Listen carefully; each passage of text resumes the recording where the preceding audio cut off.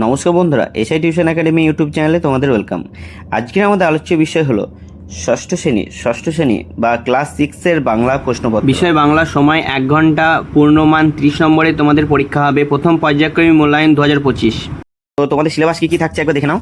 সিলেবাসে থাকছে তোমাদের পদ্য থেকে থাকছে শঙ্কর সেনাপতি, 2 নম্বর থাকছে পশু পাখির ভাষা, 3 নম্বর থাকছে কুমোরে পোকার বাসাবাড়ি, পদ্যর মধ্যে থাকছে ভর দুপুরে, পাইন দাঁড়িয়ে আকাশ নয়ন তুলি এবং মন ভালো করা, 4 থাকছে ঘাস ফড়িং, হজবরলতা থাকছে 1 থেকে 14 পাতা, ভাষা চর্চার মধ্যে থাকছে বিসর্গ সন্ধি ও শব্দের গঠন। চলো কি বলছে, সঠিক উত্তরটি বেছে নিয়ে লেখো। চলো একের একের প্রশ্নটা আমরা দেখিনি। নরেন্দ্রনাথ চক্রবর্তীর জন্মস্থান কোথায়? উত্তর হবে ফরিদপুর জেলায়। চলো 2 নম্বর প্রশ্ন কি বলছে মন ভালো করা রোদ্দুর কিসের মতো? মাছরাঙার মতো। কিসের মতো?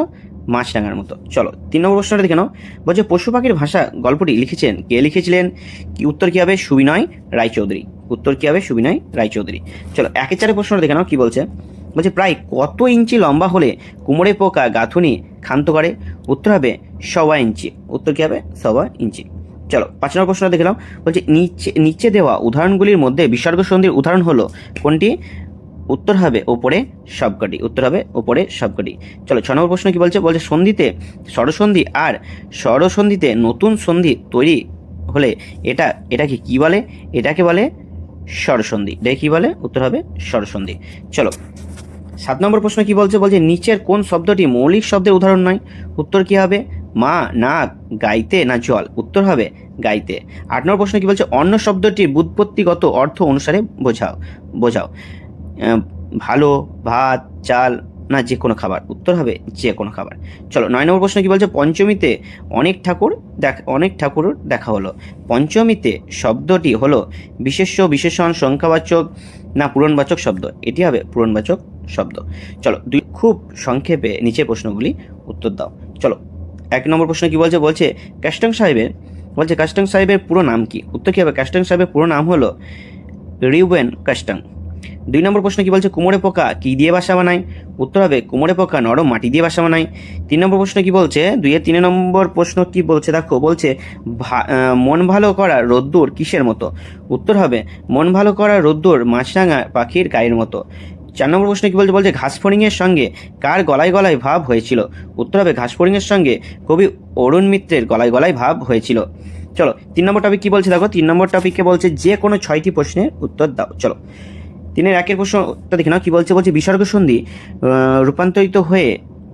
রূপান্তরিত হয়ে ও হয় এবং একটি বিসর্গ সন্ধির উদাহরণ দাও। উত্তর হলো মন যুক্ত রম হলো মনোরম, পুর যুক্ত কার পুরস্কার।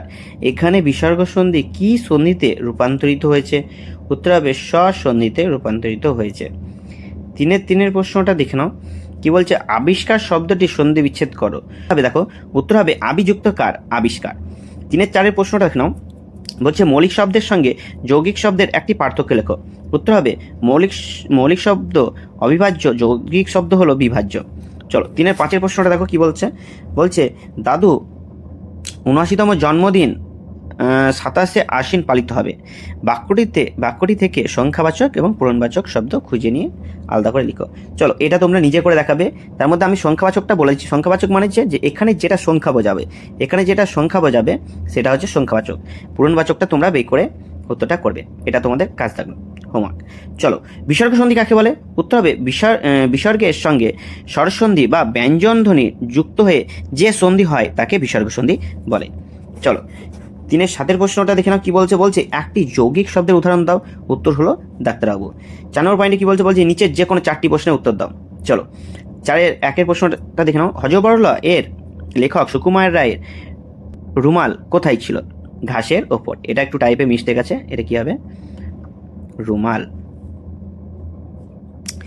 2 নম্বর প্রশ্ন কি বলছে শেষ পর্যন্ত বিড়াল কোথায় চলে গেল? উত্তরে কি হবে দেখো। উত্তর বলছে শেষ পর্যন্ত বিড়ালটা প্যাচ করে হাসতে হাসতে লেজ খাড়া করে বাগানে বেড়া টপকে পালিয়ে গেল। 4-3 প্রশ্ন কি বলছে কাক ও বুড়ো দুজনে মিলে লেখকের বয়স ও ওজন কত অনুমান করেছিল? উত্তর হবে বয়স হবে 37 বছর, ওজন হবে 250। 4 প্রশ্নটা দেখে নাও, বলছে সে অনেক হাঙ্গামা। কোন হাঙ্গামার কথা বলা হয়েছে এখানে? বলছে গেছো দাদার সঙ্গে দেখা করার অনেক হাঙ্গামার কথা এখানে বলা হয়েছে। চলো 4 5 প্রশ্নটা দেখে নাও, বলছে গেছো দাদা কে, তিনি কোথায় থাকেন? উত্তর হবে রুমাল থেকে পরিণত হওয়া বেড়ালের একরকম দাদা। গেছো দাদা গাছে থাকে। চলো 5 নম্বর টপিকে দেখো, বলছে যে কোনো দুটো প্রশ্নের উত্তর দাও। 1 নম্বর প্রশ্ন কি বলছে? বলছে অশ্বত্থ গাছকে প্রতীকজনের ছাতা বলা হয়েছে কেন? চলো উত্তরটা দেখে নাও। অশ্বত্থ গাছকে ছায়ার ক্লান্ত প্রতীক আশ্রয় নেওয়ার সময় তার ডালপালা এবং পাতার ছায়ায় ছাতার মতো পথিকদের রোদ বৃষ্টি থেকে রক্ষা করে, তাই অশ্বত্থ গাছকে প্রতীকজনের ছাতা বলা হয়েছে। চলো 2 নম্বর প্রশ্ন কি বলছে? বলছে মন ভালো করা কবিতায় কবির মনে কোন কোন প্রশ্ন জেগেছে তা নিজের ভাষায় লিখো। চলো উত্তরটা দেখে নাও। বলছে কবি শক্তি চট্টোপাধ্যায়ের লেখা মন ভালো করা কবিতায় কবির মনে প্রশ্ন জেগেছে যে মন ভালো রোদ্দুরের রং কেন মাছরাঙার গায়ের মতো? কেন মাছরাঙার রং উগ্র শান্ত লাল হলুদ সবুজ? কেন বন কেন লাল হলুদ ও সবুজাব? চলো 5 3 প্রশ্নটা দেখে নাও। বলছে কবির সঙ্গে ঘাসফড়িং এর নতুন আত্মীয়তা কিভাবে গড়ে উঠেছিল?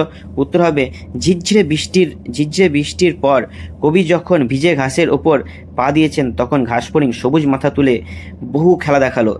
এই দৃশ্য দেখে কবি মুগ্ধ হলেন এবং ঘাসফড়িংয়ের সঙ্গে নতুন আত্মীয়তা গড়ে তুললেন। চলো 6 নম্বর প্রশ্নটা দেখে নাও কি বলছে। 6 নম্বর টপিকে বলছে নিচের প্রশ্নগুলি দুটো উত্তর দাও, দুটি প্রশ্নের উত্তর দাও। চলো 1 নম্বর প্রশ্ন বলছে আকন্দবাড়ি স্কুলের ছাত্রছাত্রীরা কোন কোন জায়গা থেকে পড়তে আসতো? উত্তর কি হবে? আকন্দবাড়ি স্কুলের ছাত্রছাত্রীরা উত্তর কি বলছে? আকন্দবাড়ি স্কুলের ছাত্রছাত্রীরা ভিটুরিয়া, সাঁইবাড়ি, গোলপুকুর আর আকন্দবাড়ি থেকে পড়তে আসে। চলো 2 নম্বর প্রশ্ন বলছে কুমোরে পোকা কিভাবে শিকার ধরে? চলো উত্তরটা দেখে নাও। বলছে কুমড়ে পোকার শিকার ধরা ও সংগ্রহ করা বেশ মজাদার। কুমড়ে পোকার ভ্রমণকারী মাকড়সা শিকার করে ও মাকড়সা জাল বোনে না। কোনোভাবে এই জাতীয় মাকড়সা কুমড়ে পোকার চোখে পড়লে সে ছুটে গিয়ে তার ঘাড়ে কামড়ে ধরে, তবে একবারে মেরে ফেলে না। বলছে মাকড়সার দেহে হুল ফুটিয়ে বিষ ঢালে, প্রয়োজন মতো 5-7 বার পর্যন্ত হুল ফোটায়। এতে মাকড়সা মরে না কিন্তু অসাড় হয়ে যায়। তারপর মাকড়সাটিকে মুখে করে নিয়ে উড়ে গিয়ে কুটুরির মধ্যে নিয়ে আসে। চলো 3 নম্বর প্রশ্ন এবং শেষ প্রশ্নটা দেখে নাও। বলছে এরা তো মানুষের জাত ভাই, কাদের মানুষের জাত ভাই বলা হয়েছে? উত্তর হবে শিম্পাঞ্জি ও ওরাংওটাং গরিলা এদের মানুষের জাত ভাই বলা হয়েছে। এমন বলার কারণ এদের গঠন ও জীবধারণ পদ্ধতি অনেকটা মানুষের সাথে মেলে। ভালোবাসার অনুভূতি ও প্রভৃতি অনুভূতিগুলো এরা বুঝতে পারে। চলো ভিডিওটা কেমন লাগলো অবশ্যই কমেন্ট করে জানিও। আর এরকম গুরুত্বপূর্ণ প্রশ্ন এবং সাজেশন ভিডিও পেতে চ্যানেলটিকে সাবস্ক্রাইব করে সঙ্গে থেকো।